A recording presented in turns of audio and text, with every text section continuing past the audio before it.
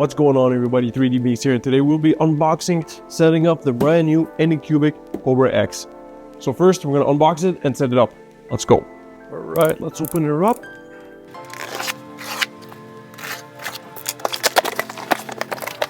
We are welcomed with some screws, some Allen keys, and some test filament here, followed by the build plate.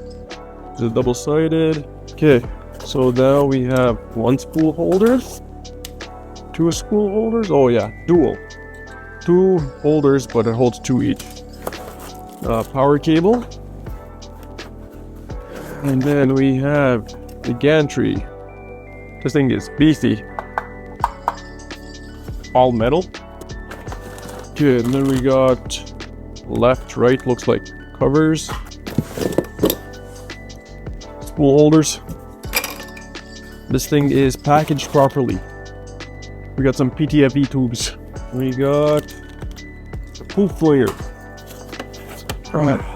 And then we got the base here. And we got nothing else. Alright. Non-swivel screen. Okay. Let's get these cut.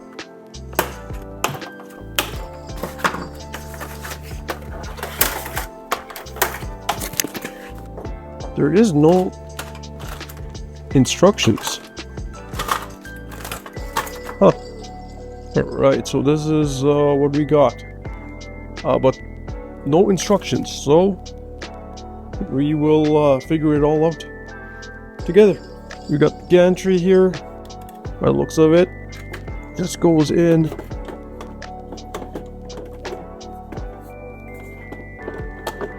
Like that. So you just put left and right like that, and then I do believe we just use these screws and bolt them down here. So we'll do that. All right, so we got the 4 screws here, and we're gonna speed this up with our whole tool set. We got our handy dandy drill. Set it to 20 here, 19. Just gonna go.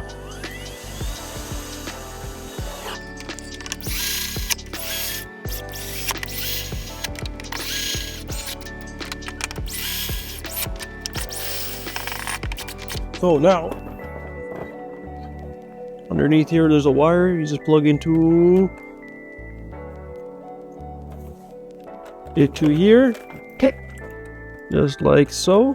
The rest of the cable just unwind. Alright, and then there's 3 spots. The yellow one,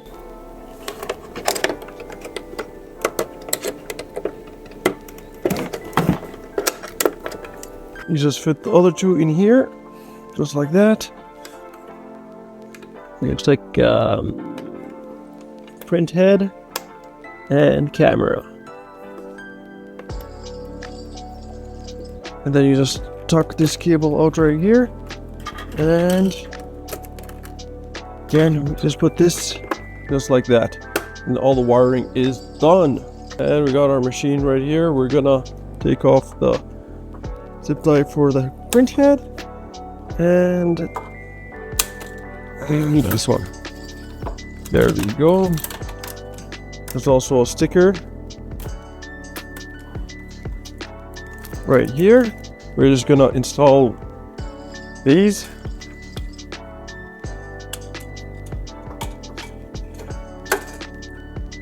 That? No, it's gotta be the other way around. So,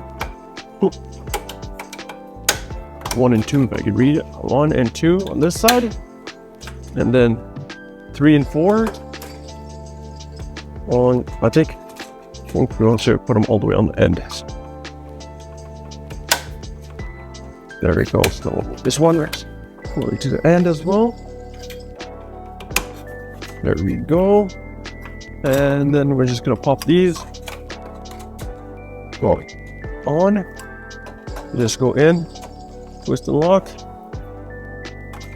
Twist and lock. Twist and lock. 1, 2,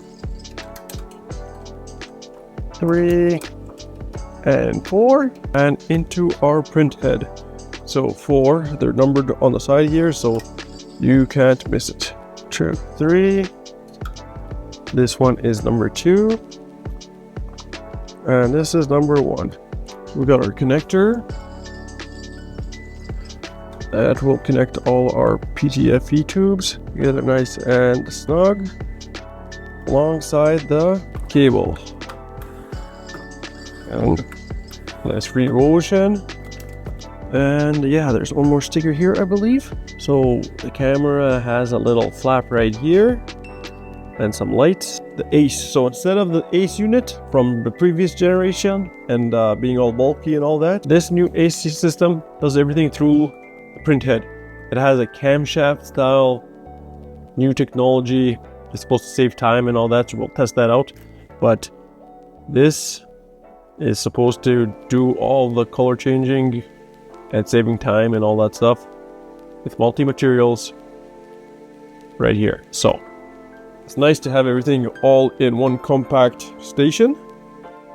And yeah, toss on the build plate, we're gonna plug it in, do some updates, calibrations, and we'll go from there. Lastly, we're just gonna put in this, or poof flinger, whatever you want to call it, right? Just goes right here, the little screw right here, and then we're all set up. So we just gotta take off the gantry supports with these 3 screws right there. You take off these 3, and then again on the other side, these 3, before you turn on the machine. Very important. I've done this one too many times on other machines, so there's arrows, probably means something.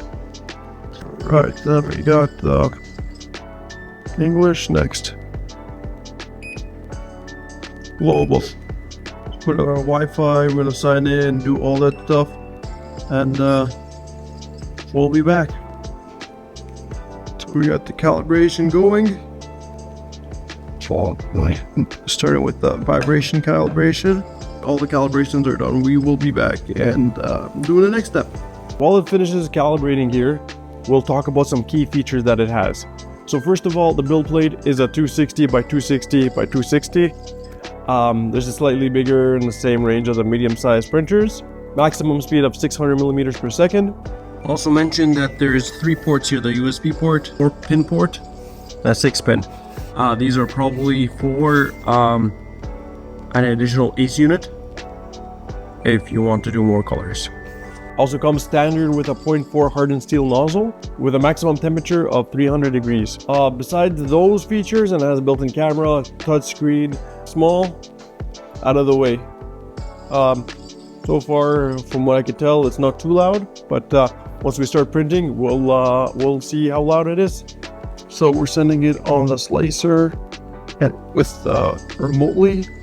So it says right here, it is 12 hours and 45 minutes. Then we sliced the same thing in Bambu Studio with the A1.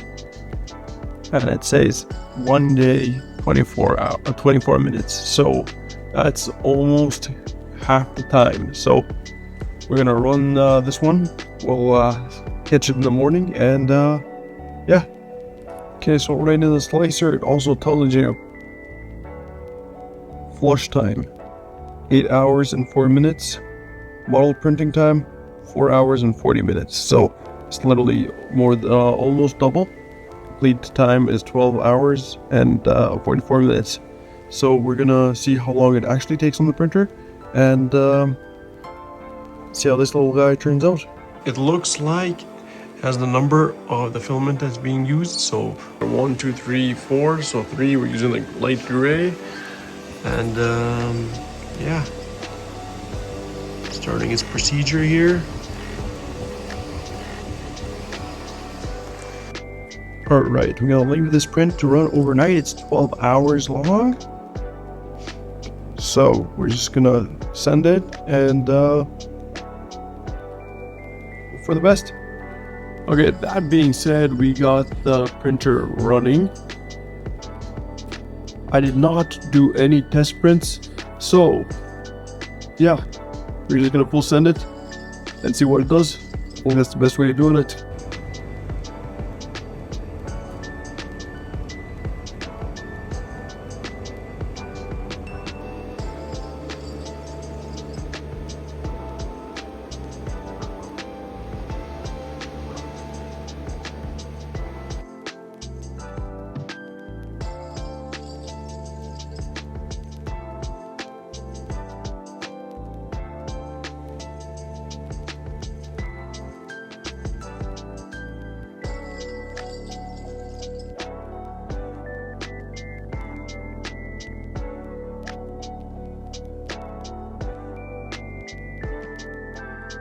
Alright, we got a successful print here. It took 12 hours and 52 minutes. And the print turned out pretty good. We didn't crack it off yet, but right here we got some purging issues. That's probably to do with the settings on the slicer. But overall, this print looks pretty clean. As you've seen before, the time lapse of it printing. Here's all the poop created. We're gonna measure it out and see how much poop it created. But first, we're gonna crack this off. So that's the waste. Then,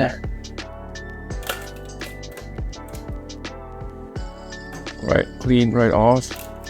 And then, let's see here. Okay. Supports come off really easy. One-handed. So here's what the overhangs look like.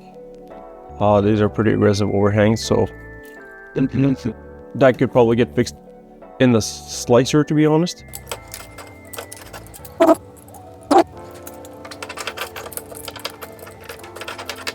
Okay, so right here we got our supports. This is all our purge waste. We'll measure that out.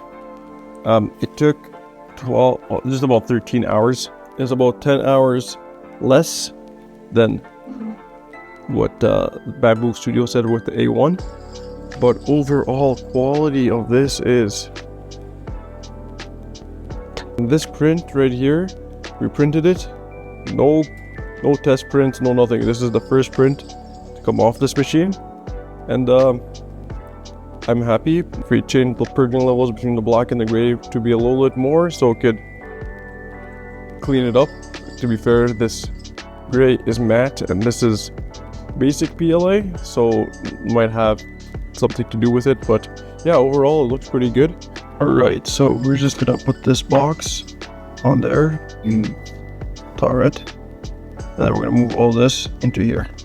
Okay, so we got just the poop without the poop without the purge shower is 146 grams, and then the purge shower on top of that 172.